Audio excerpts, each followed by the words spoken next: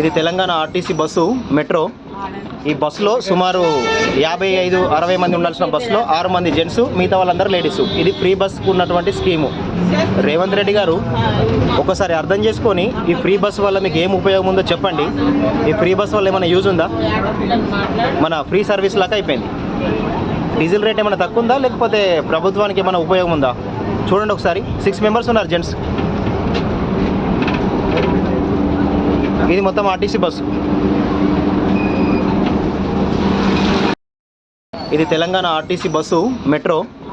ఈ బస్సులో సుమారు 55-60 మంది ఉండాల్సిన బస్సులో 6 మంది జెంట్స్, మిగతా వాళ్ళందరూ లేడీస్. ఇది ఫ్రీ బస్కు ఉన్నటువంటి స్కీము. రేవంత్ రెడ్డి గారు ఒకసారి అర్థం చేసుకొని ఈ ఫ్రీ బస్ వల్ల మీకు ఏం ఉపయోగం ఉందో చెప్పండి. ఈ ఫ్రీ బస్ వల్ల ఏమైనా యూజ్ ఉందా?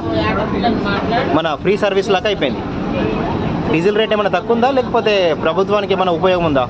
చూడండి ఒకసారి. 6 మెంబర్స్ ఉన్నారు జెంట్స్. ఇది మొత్తం ఆర్టీసీ బస్సు.